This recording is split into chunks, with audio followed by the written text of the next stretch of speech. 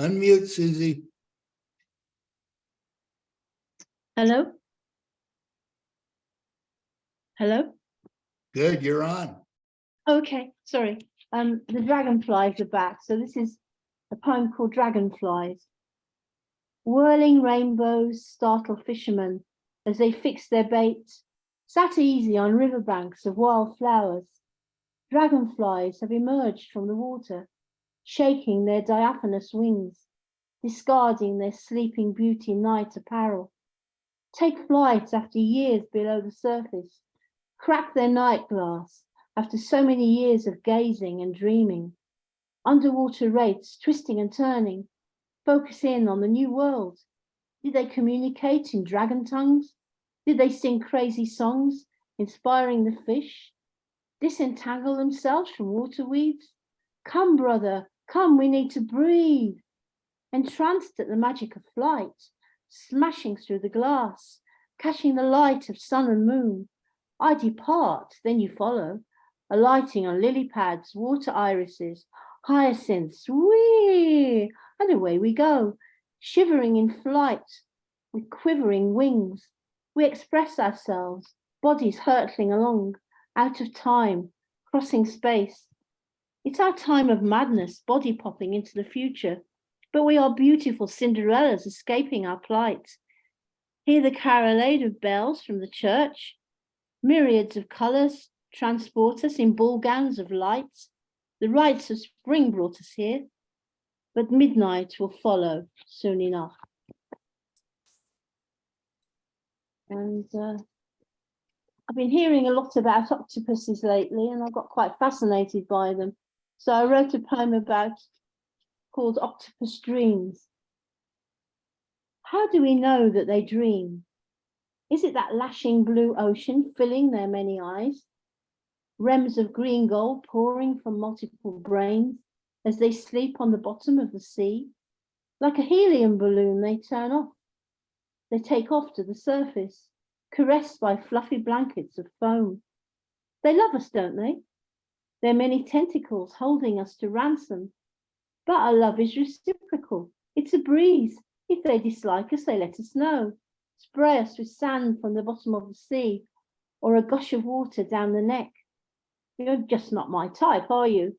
You prefer to skin me in some strange recipe. Squeeze me with your tentacles, do? I kind of like you, really. I met you many moons ago, and we never forget a face, even in captivity, where we really hate to be. We prefer to take to the skies on the crest of a tsunami. We're really afraid to die, much happier to live. We've made a study of you humans. Your facial expressions can be mean, but you, the love of an octopus, is a rare treat.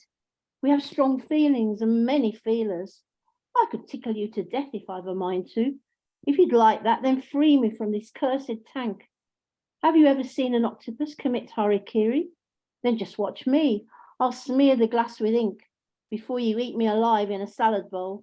You bowl me over with your green eyes, although only two. I could bubble in a slow stew if you really want me to.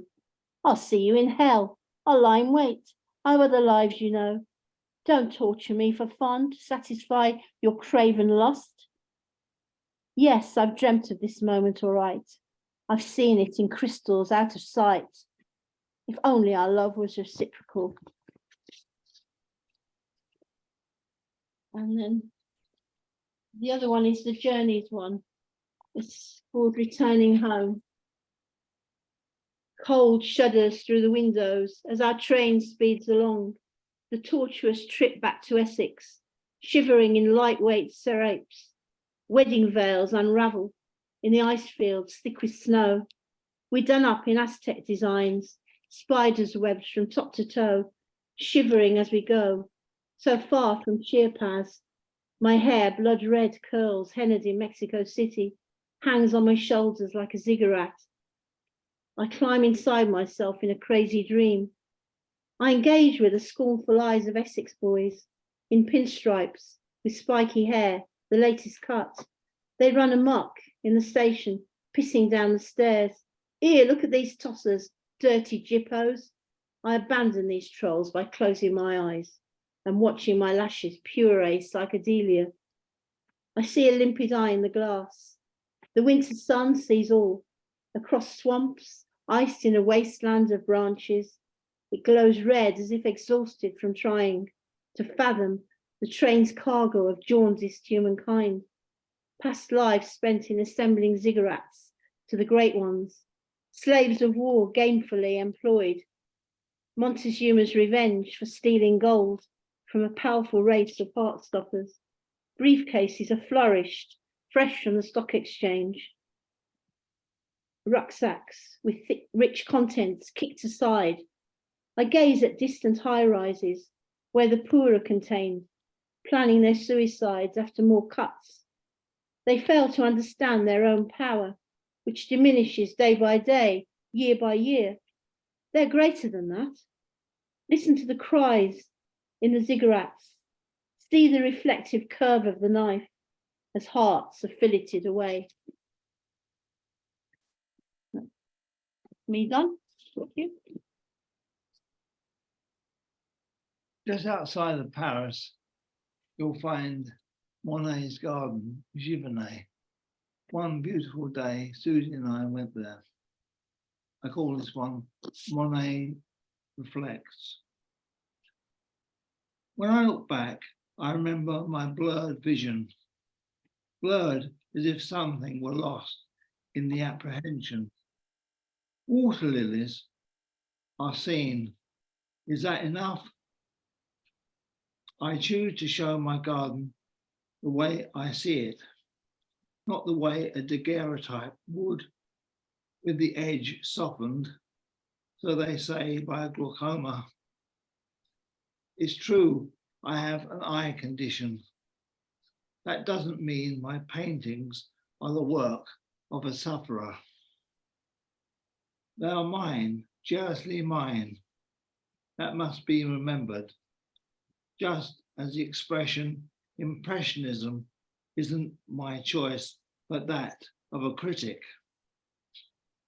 I paint with sunlight, diffuse sunlight. The water lilies are footlights in my theatre, not to lucent shadows gathering. Is this a form of blindness?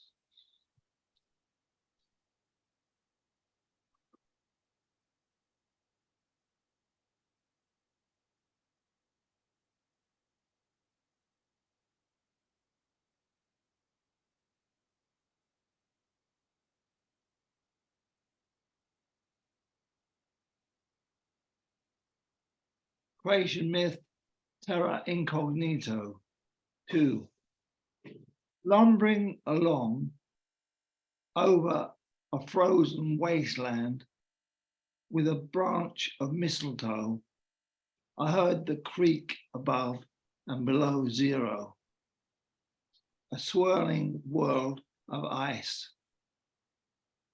These jaws of narwhal, decrypted in their double helix, echoed fathoms, bringing to life a fossil river, glimmerings of mercury in a daguerreotype.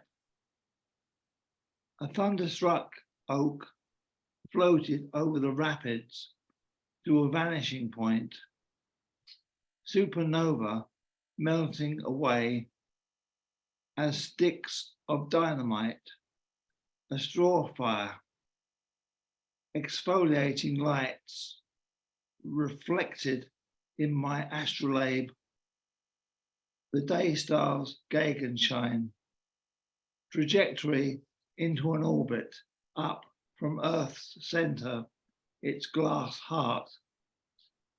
A billiard ball spinning doubloons, played for high stakes backgammon.